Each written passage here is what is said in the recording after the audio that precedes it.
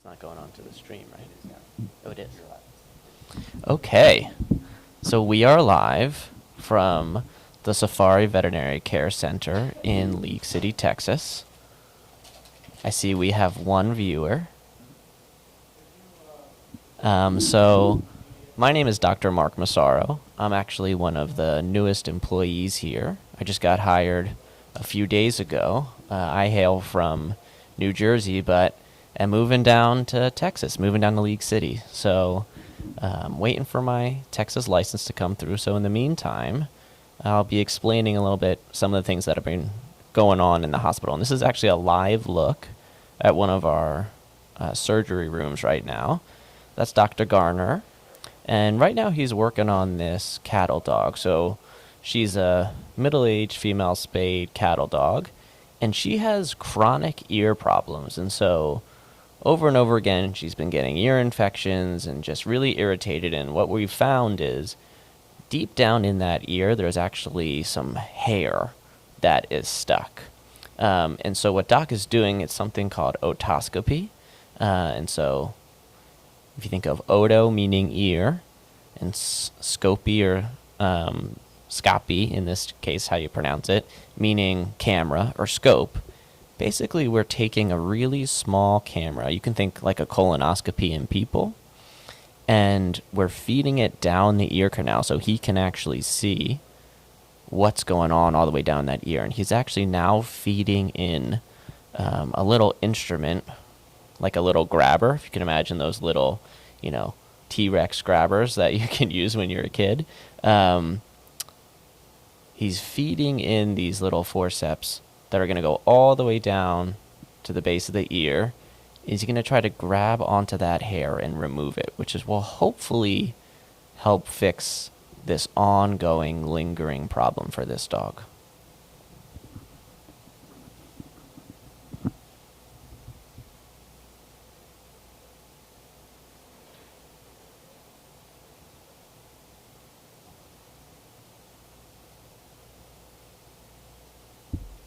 All right. So it looks like you got some of it.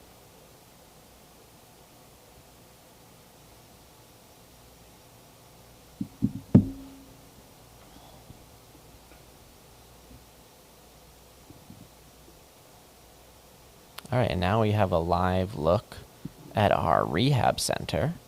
And so we have two different kinds of treadmills here that we're looking at. The one closest to the camera is just your standard treadmill, just fit a little bit smaller so we can put our little dogs on there.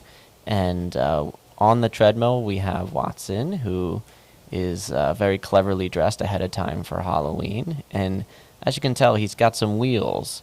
And so when we see this with dogs, most often, especially in, it looks like he's done with his training session, especially in these dachshunds or these wiener dogs, that means that something happened in their life that led them to become paralyzed in their hind limbs. And 99% of the time, what that is a disc problem. And so these long, skinny back dogs, these dachshunds, often have problems with their discs between their backbones or their vertebrae. So if you ever heard about in people a herniated disc, that's exactly what we see in these dogs. And if it's bad enough, it can actually lead to paralysis in those hind limbs. And so if you can imagine a disc in between the vertebrae impinging up on the spinal cord, that's stopping the nerve impulses from traveling from the brain to those back legs. And so that's why Watson's here with this he's got his wheels to help him maneuver around. Now, the other treadmill is the really cool one. That's our water treadmill. Now we're just getting a live look at Watson just wheeling all around the rehab center. And actually, if we look in the bottom left now, we can see some laser therapy going on.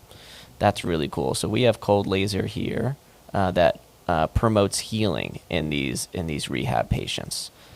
So we'll talk a little bit more about that. But now we have a really nice view of our water treadmill. And as you can see, this pup with his life jacket on, he's a little bit weak in his hind limbs. But that's exactly why the water treadmill is so important and so helpful for him. So as you can imagine, just like when you're swimming, it decreases the amount of weight and pressure on your joints. So it allows us to do these exercises on these dogs, and they're able to do things that they wouldn't be able to do on land. And it really helps us do a really nice slow progression, building up muscle mass, building up range of motion slowly over time, especially in a case that's a post-op case, like a post-op back surgery or knee surgery. That can be extremely helpful. And as you can see, the key to the water treadmill is the peanut butter. And so you can see stuck on the front of the treadmill. I'm not sure if it's exactly peanut butter or maybe some other kind of treat. Oh, that's a great view. So you can tell, to get them motivated and to keep them moving, we love to stick something right on the front of that treadmill so they stay at the front of it and they keep moving, keep doing their exercises. So water treadmills are one of the best possible things you can have for physical therapy rehabilitation, just because, again, you're taking away some of the weight of gravity on those joints, and they can really do these exercises in a way they otherwise would not be able to. And now we got a new patient, so now we have a gorgeous Doberman.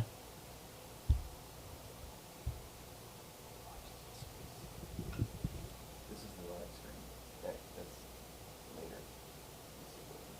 Yeah, No, I just- that's what I'm talking about. I'm just looking at it.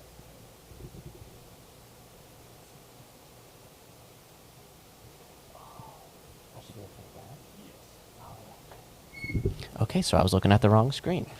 So probably what I've been talking about has been on a little bit of a delay. So now we're back into surgery, back doing that otoscopy that we were talking about before to remove some of that hair deep down in the ear canal of that cattle dog. So let's see, maybe we can get a view of the scope.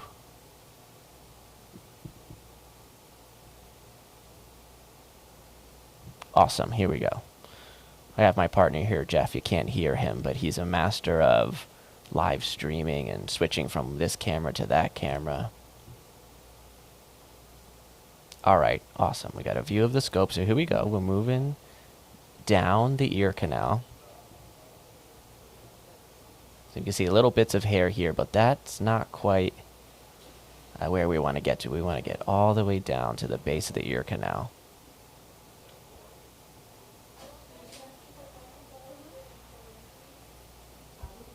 All right, looks like he's coming in with the forceps.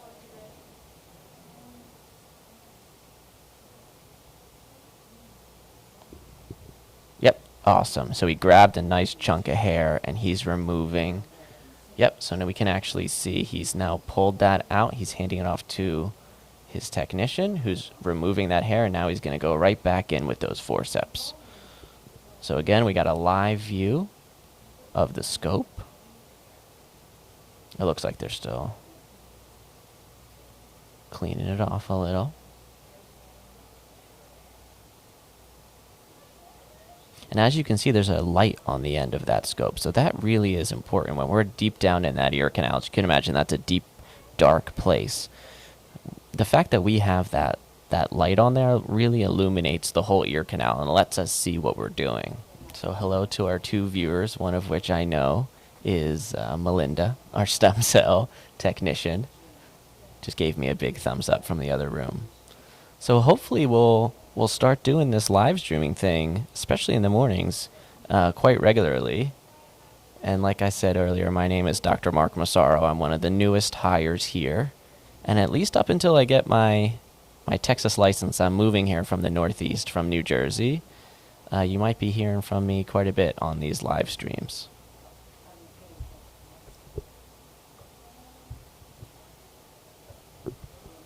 Okay, now my guy Jeff has cut over to something really cool. It looks like we have a snake here in one of our ORs. And that tube is actually anesthesia. So, as you can imagine, with a snake, it's not so simple as a dog or a cat or even a person where you can put a tube in their throat, an endotracheal tube, a tube in their trachea or their throat, to deliver the anesthesia directly to their lungs. As you can imagine, that would be pretty complicated to do in a snake, and so what we're using in this guy is just a mask. So you can see that little black ring with the little plastic kind of cone on it, that's a mask that's delivering anesthesia directly to the snake's head. Now, I'm not exactly sure what's going on with this guy. We might just be getting some x-rays, but we're going to find out. So you'll kind of fumble with us a little bit this is our first time doing it, so we're still learning.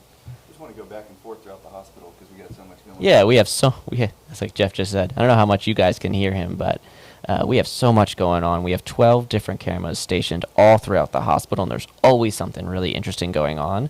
So we're going to try to just pop around as much as we can, and to the best of my ability, have me kind of explain what's going on. They are going to open an abscess on the snake on the top. Amazing. All right, so Melinda just gave me some really awesome information. So the reason the snake is in the OR is it actually has an abscess on its face, and that they're going to go ahead and open up and drain. And so what an abscess is, just like in people, as you can imagine, it's almost like a mega version of a pimple. It's a encapsulated area of infection. And so what that means is the body is trying to wall off infection, and inside that pocket is all pus. So just as you can imagine when you're popping a pimple and you have that kind of yellow material, white yellow material come out, that's all dead white blood cells. And that's, again, because the body is trying to wall off the infection so it's not able to spread to other areas of the body. So a little hard to tell from this how zoomed out we are on the snake, but it looks like we're prepping the area with some betadine, which, again, is just we're trying to make this as sterile a procedure as possible. And so... Oh, and I was looking at the wrong camera again. I have to be careful about that. Okay, so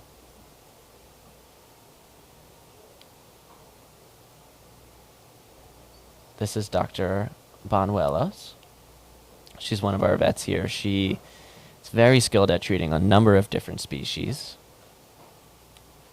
And it looks like she's now going in to make her incision into that abscess and release it.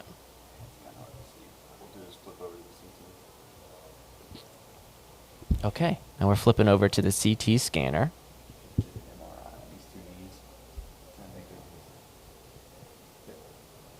So we have a pit bull here in our CT scanner, and he actually just had an MRI on his knees. Oh, here comes Dr. Garner actually examining those knees. And so the biggest thing we worry about in pit bulls, believe it or not, is a torn ACL. Now, in people, it's called an ACL. In dogs, it's actually called a CCL. And the reason is because people stand on 2 legs and dogs stand on 4 legs. And in people, we use the term anterior to mean front, but in dogs, we use the word cranial. So the anterior cruciate ligament in dogs is called the cranial cruciate ligament.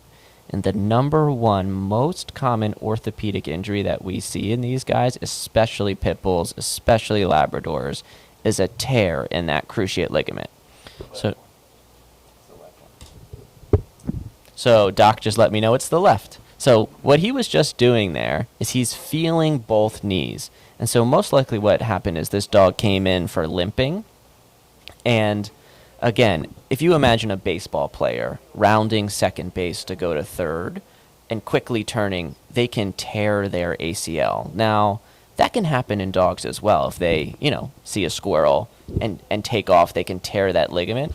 But a lot of times in dogs, we think of it more as a degenerative process. So over time, that ligament weakens, and sometimes it can be as simple as something as jumping off the couch that actually causes that ligament to tear. And the bigger the dog we find, often the more at risk they are for tearing that ligament, especially these really muscular athletic breeds like a pit bull, Labrador, golden retriever.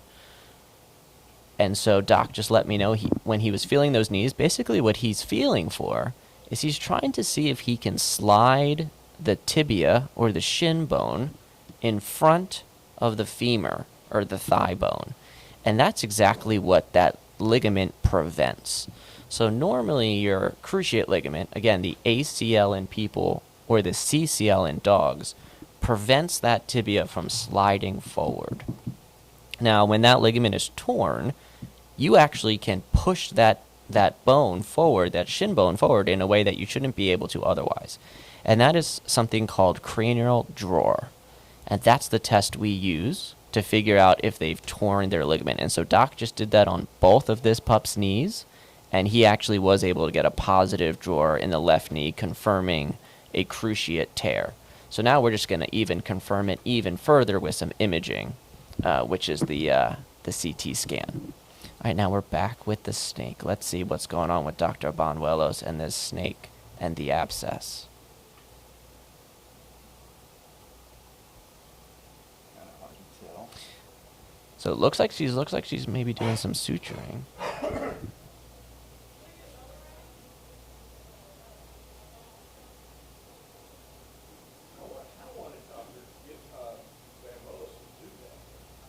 Yeah, it looks like we're closing up. So we've made our incision, we've opened the abscess, we've drained it, and it looks like she's just closing up some of the skin now.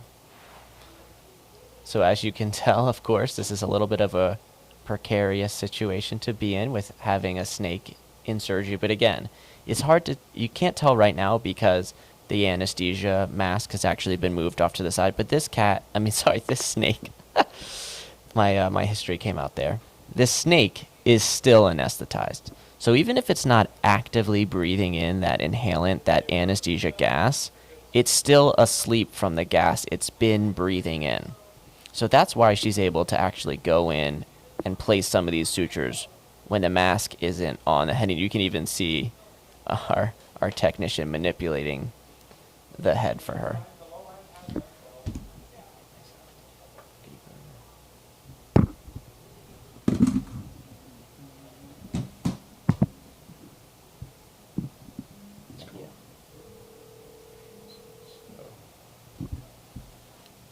This dog has a lesion at T11, T12. This pitbull? Yeah, in addition to the knees that we're checking out with the CT. So we're doing knees and Is it a disc or? there was a lesion on the x-rays that scalp films. So we're just checking it out. That's part of it. A lesion like Looks like a disc. decreased And intervertebral they're saying space. the dog doesn't want to move, like it could be a neurologic problem as well as the knees, because the knees are chronic. Okay. Did we see anything on MRI or no? Yeah, we can. We But see a lesion on I MRI. can We see haven't it. interpreted it Yeah, yet. yeah. Okay, so we got some even more interesting information about our pit bull friend.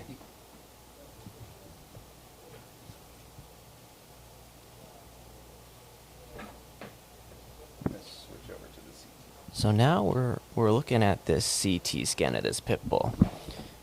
And Doc just stopped by the desk to give us some kind of new information about this guy. So not only are we worried about a cruciate tear in his left leg, it also looks like there's an injury to his spinal cord. Specifically, the spinal cord right at the end of his rib cage. And so Doc told me he's looking for a lesion or an injury at T10, T11. And what that means is thoracic vertebrae number 10 and thoracic vertebrae number 11. So you can see those big, long spinous processes, those kind of big triangles up at the top. Those are the thoracic vertebrae, or the backbone in the chest. And as you can tell, between those two vertebrae, it looks like there's really a decreased space there. And so the biggest thing we're worried about there is actually a herniated disc. So again, just like in people, we mentioned this earlier when we were live streaming into the rehab center, that these dogs, just like in people, they can actually get herniated discs. Oh, awesome. So now we have actually a 3D reconstruction.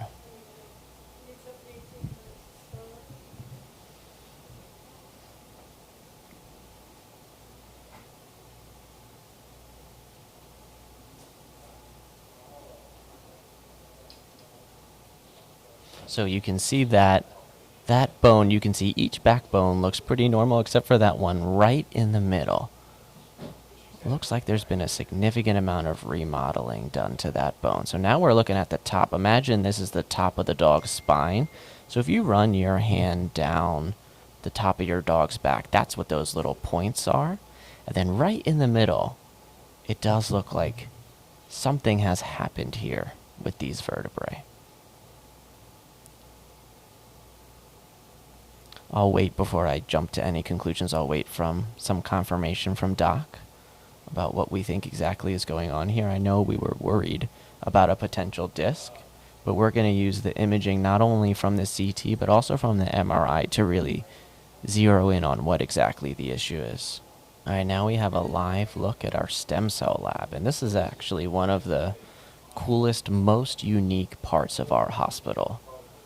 And so we're the only animal hospital that I know of. I know we're the only private animal hospital that has its own stem cell lab. And just like in people, as you can imagine, stem cells are these precursor cells that can go on to develop into any number of cells. So it's the cell that becomes a fat cell or a muscle cell or a bone cell. It's the cell that can kind of become any number of different types of cells. And these cells have really amazing healing and regenerative properties that we use for a whole number of different issues. So now we have a live look at our pit bull in the OR. Looks like we might get a quick update from Doc.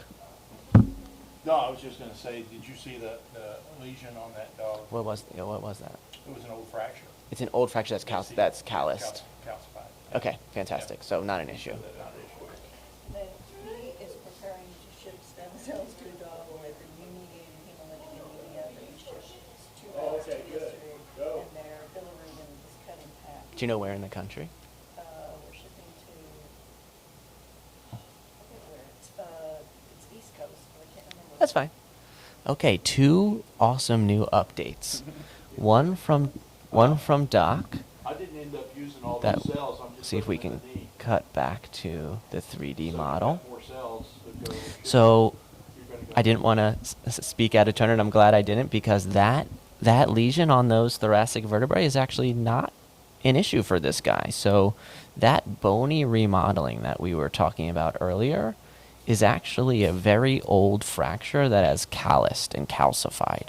And so, as you can imagine, when a fracture heals, new bone has to come in, but it's not always laid down in a perfect, really pretty fashion, especially if that fracture wasn't reduced. You know, if we didn't do surgery to go in and fix that, fracture to that dog's back. As you can imagine, just like, again, when people say, I broke my back, when this dog was younger, he most likely had a broken back. It may have just been like a very small fracture in one of his vertebrae, but now it's undergone quite a bit of remodeling. But since it's an old injury and it's healed over, it's not actually an issue. So I'm glad, we're glad we found it, we've diagnosed it.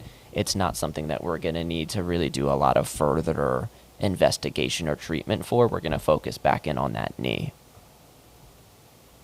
And now we're back in the stem cell lab. So Melinda, our stem cell technician, just gave me a really awesome update that these stem cells, one of the really cool things that we do here is we actually ship stem cells all over the country. And these stem cells are going to be shipped to an animal hospital in the Northeast for a dog that has IMHA, or immune-mediated hemolytic anemia.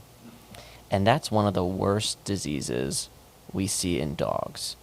So let's break that down. Stem cells into the knees of the dog. So let's break down what that means. So immune-mediated, that means it's the immune system.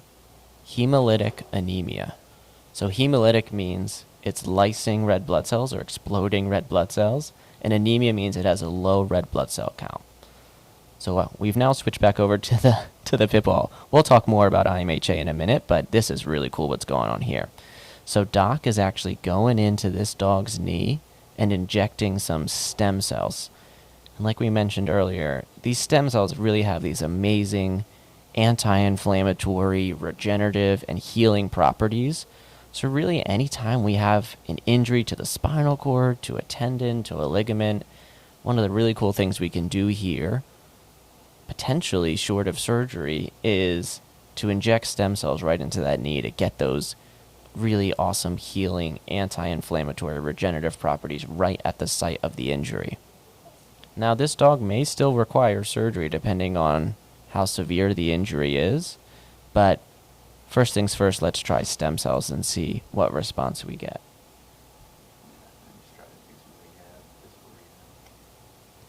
And also rehab as well. Jeff just reminded me, we also have this beautiful rehab center. Some of the newer studies coming out about these dogs with knee injuries is that if you're really diligent with the rehab, sometimes you actually can avoid surgery. So if you do stem cell treatment and you do water treadmill and you do all your rehab exercises and laser therapy, you have a much higher chance of the dog making it through this injury without having to have surgery. Now, even if they do have surgery, the rehab is amazing to do post-op. But in this dog's case, here's Doc. You trying to avoid surgery, if we can? Yeah. Okay. It's a chronic. It's a chronic injury. Yeah, plus minus on surgery. Dog's getting around, they just. Got it. Yeah. Okay, another update. So, thankfully, I was right on that guess. So we are trying to avoid surgery in this pit bull, and so this is a little bit more of a chronic injury. It's not like he just tore his cruciate the other day. This has been going on for a while, and he's getting around okay on the leg. So we definitely would like to avoid surgery if possible, and so that's why we're doing things like stem cell, physical rehabilitation, to just try to manage this injury and make him a lot more comfortable. And here's a really awesome example of something that we'll most likely use in this pit bull, which is, again, these treadmills. We have land treadmills, which has the Doberman on it that's closest to the camera. And just beyond him, we have our water treadmill, which is one of our coolest features here. You can tell this guy's pretty excited about his water treadmill. And then we even have our resident mascot, Watson, who's the motivator of the group. Looks like he's got some wings on that Halloween costume. And he's telling the Doberman, keep it up, keep walking, get on that treadmill. He's quite the character. He's one of our most popular patients. He's wheeling all over that rehab room. And so a lot of times when we see these dogs come in that are paralyzed and they can't move their hind legs, it can be really a tough situation and can make for quite a glim outlook for their future. But as you can tell with Watson, if we do certain treatments, if we get them carts, I mean, you can't tell Watson he's any different than any other dog as he's flying around that rehab room. So now we have a live look into one of our surgery suites. Looks like a terrier mix.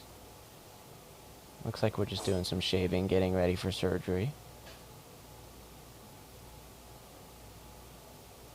Based on the way the dog is positioned, I suspect this may be something like a spay. But we'll get some more information. So right now what they're doing is they're just cleaning the area. And we use a combination of different materials to do this. Alcohol, everybody knows about alcohol. Rubbing alcohol to clean that area, clean off any dirt, debris, bacteria. And another material called chlorhexidine, which is an antiseptic scrub. One body removing possibly of vomiting up the child's toys and moving out child's toys. Oh, wow. Got it. All right, so awesome update there. I was off base with the spay prediction. This is actually a foreign body removal. And so foreign body, foreign, not from this place, body, just any material thing. So when we hear foreign body, we think sock. We think, and actually in this case, children's toys. So apparently this little guy, this little terrier mix, has been vomiting and defecating pieces of the child's toys, the children's toys in the house. And so we're going to go in and actually remove those. And so we've already done imaging to show that there's some material stuck in the intestine, but now we're going to go in surgically to remove that. So that's exactly what Dr. Bonuelos is getting ready to do. She's placing her surgical drapes so everything stays clean, and she's just focusing on that area where she's going to make an incision and go into those intestines and get that stuff out of there.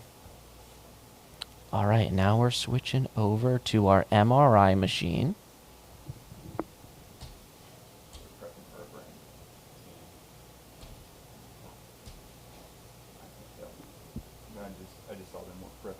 And it looks like we're prepping a dog for a brain scan. Most likely what we're looking for here is some kind of brain tumor. Oftentimes we see dogs that have seizures and we want to see if they have a brain tumor. Yeah, he's got a chronic head tilt. So this guy has a chronic head tilt. And so what that means is he's kind of cockeyed. You know, it's cute when our dogs look at us and they tilt their head from one side to the other. But in this case, this has been going on for a while, and it's not just when he's looking for treats. And so we want to see what's going on with this guy. Our number one concern would be something like a brain tumor. Now we're back in the OR for this foreign body removal. So Dr. Bonuelos is going in. She's made her incision.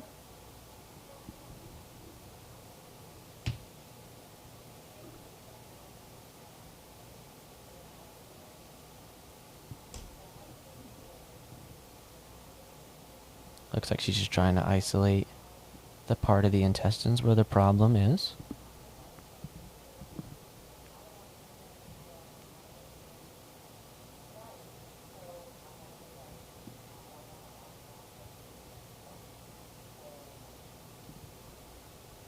Oh, it looks like I just am able to pull up the live stream, and it looks like we do have a handful of people watching. I see Candace Page Porter, Doc's niece, is watching, so hello to Candace.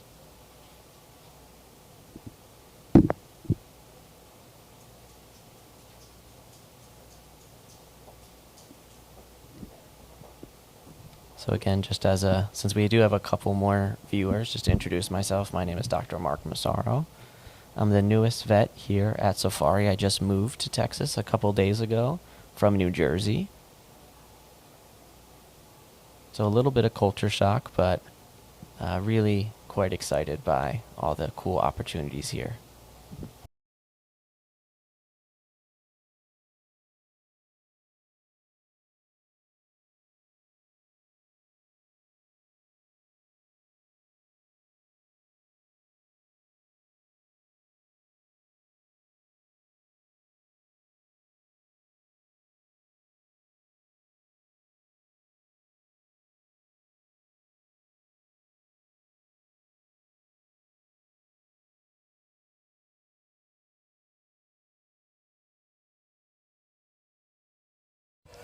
Okay, so I'm back. I don't know if you guys could see me on screen, but it does seem to be some type of leather material. So we're not exactly sure what it is. That piece came from the stomach. Dr. Bonuelos is now looking in the intestines to see if she can find any more. The dog has a history of eating just about anything. Apparently his criminal history is mostly consisted of underwear. So we're not sure if there's leather underwear, but we're concerned about different clothing material, bags, as you can imagine. I mean, literally could be anything, but it does seem to be some piece of leather that we found in his intestines.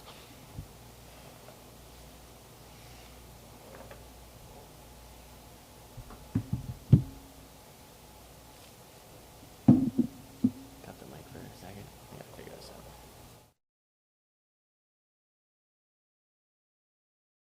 We're Dr. Bonuelos. And just as a reminder, this pup, you can't tell anymore, it's actually a terrier mix, looks like a Yorkie mix, that is a long-time offender of eating things that he shouldn't. And we've already removed some foreign material from the stomach. And Dr. Bonuelos is just making sure there's nothing left in the intestines. And it looks like she has confirmed that she's taken all of the foreign material out that she needs to. And she's just suturing back up that intestine now. So as you can imagine, the things in the intestines are not things that we want in the rest of the body. think about all the things we eat, all the bacteria that's in our gut that helps us digest. We don't want that leaking out and getting into the rest of the intestines. So Dr. Bonwellis is really taking our time, really making a nice clean closure there, suturing back up that intestines to make sure that it's leak-free.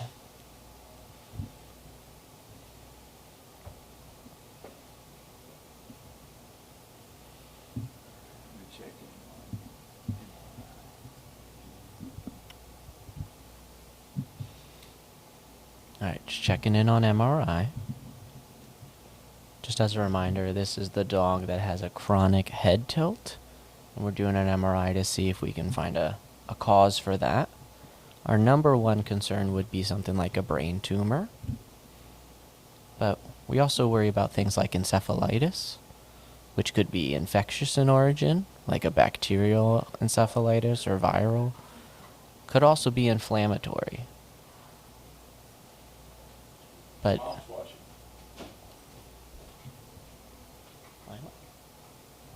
apparently my mom is watching the live stream, so I have to give a shout out to her. See who's watching. How do you see who's watching? Comes on my screen. Click on the viewers. Village Vet, is that Yeah. Janet, maybe? Yeah. Yeah. Trying to figure out how I can see who's viewing. But Doc just let me know that my mom is actually viewing from New Jersey. So hi, Mom.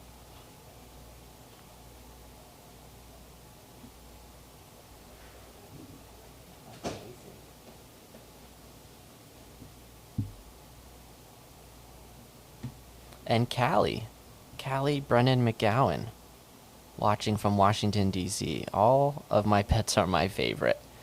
So Callie is one of my best friends from back home. She was actually my groom's woman. So big shout out to Callie.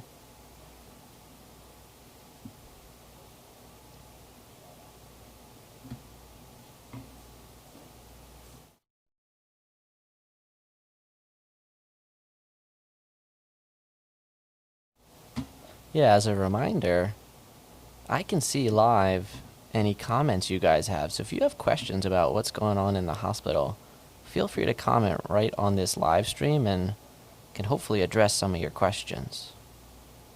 I see Safari Veterinary Care Centers is asking, how is Hercules? Unfortunately, I don't know who Hercules is or how he's doing, but I'll try to find that out. Oh, no, never mind. It is Safari Veterinary Care Center asking Dr. Garner's niece how Hercules is. So, not a question for me, more a question for Candace.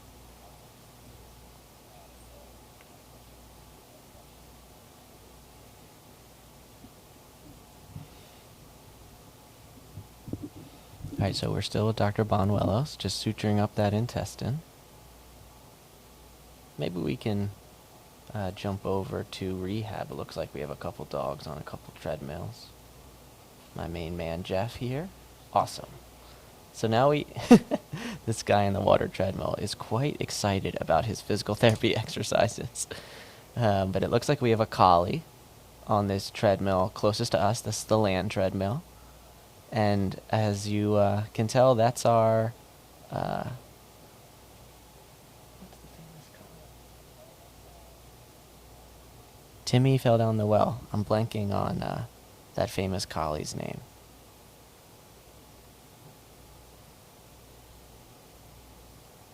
Starts with an L. Lassie. Oh my god, I was trying to say Lucy or Lacey. Lassie, of course. So that's our Lassie, our collie on the treadmill closest to us. And then as you can see, just for extra safety precautions, that guy in the water treadmill's got a life jacket on. But it looks like he's just about done. And what's so awesome about these water treadmills, as you can tell, just with the push of a button, we're able to actually drain that treadmill. So we don't have to pull the dog out, open the door. We don't worry about water getting everywhere. We have some really sophisticated plumbing here that lets us to fill and drain the treadmill with just a push of the button. And I just got confirmation that the collie's name is Sandy.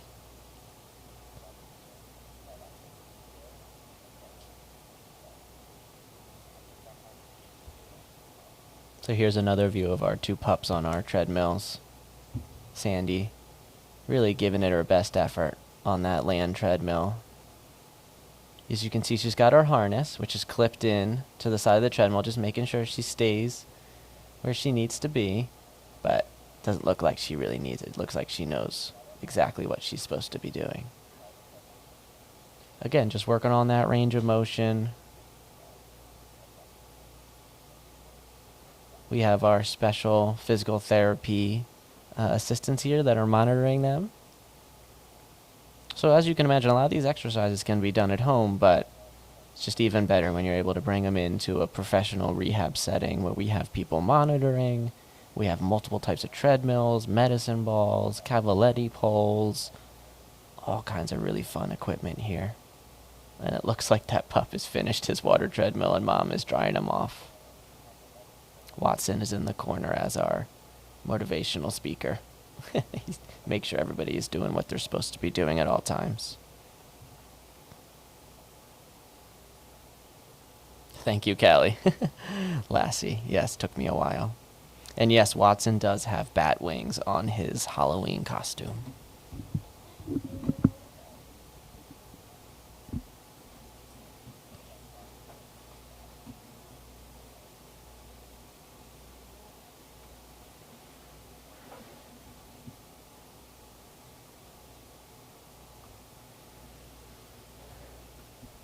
Alright, so it looks like we've finished up surgery for the Yorkie. Everything's been sutured back up, including the intestines, the muscle, the body wall, and the skin. It looks like our technicians are just recovering him now. So he's off the anesthesia.